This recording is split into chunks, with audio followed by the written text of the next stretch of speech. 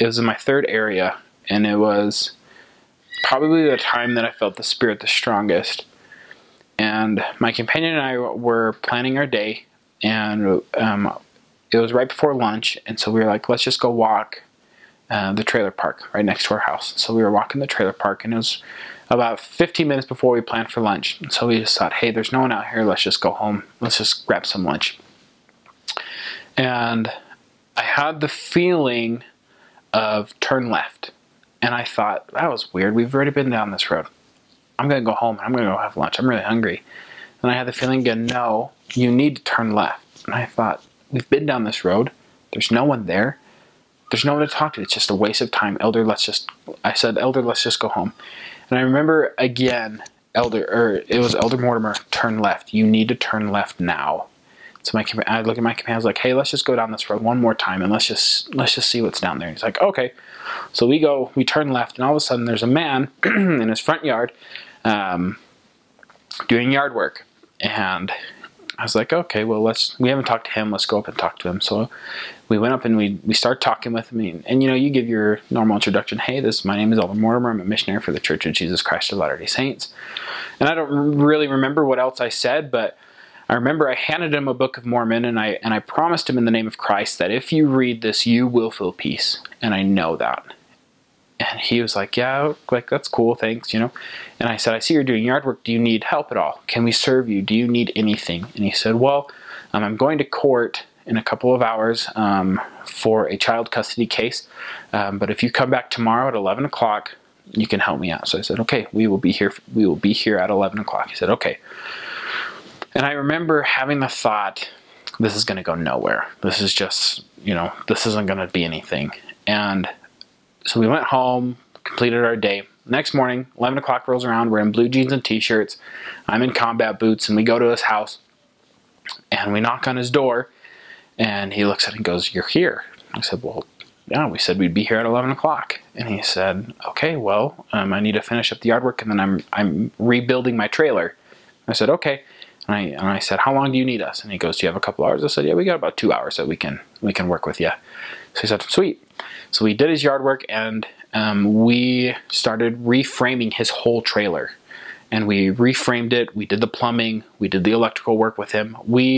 And the whole time, we were teaching him the gospel. We never taught this man the gospel in a shirt and tie. It was always in blue jeans and t-shirts as we were working with him to rebuild his trailer.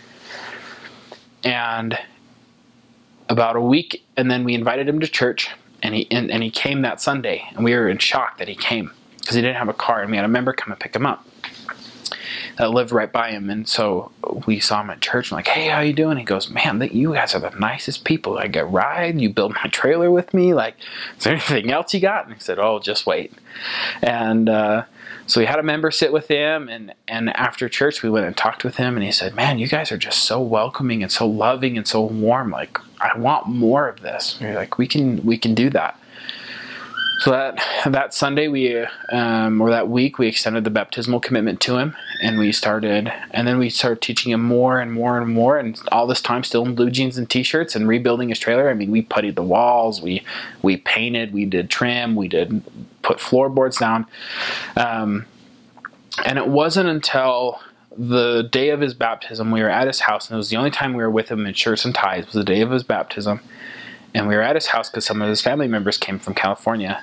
And I had the feeling, why? Why are you wanting to do this? He already completed the baptismal interview.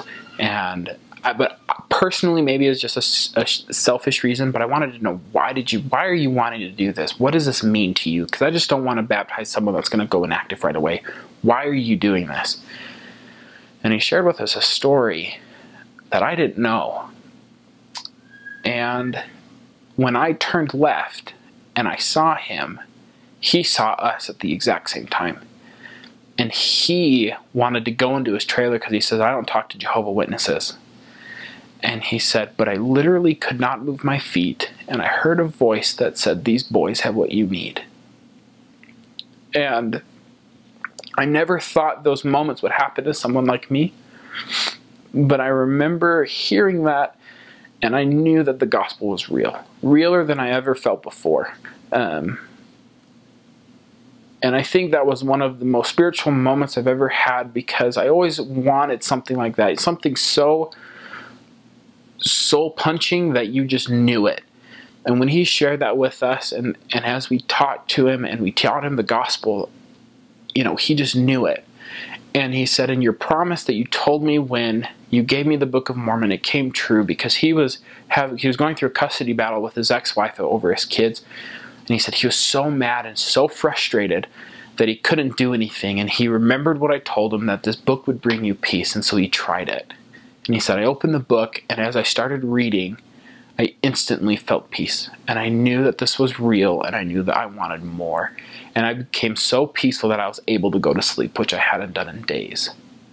And so that, to me, was pure testimony that the gospel is real, and that he knows each and every single one of his children and knows what they need to hear, and that he loves them no matter what has happened to them in their life.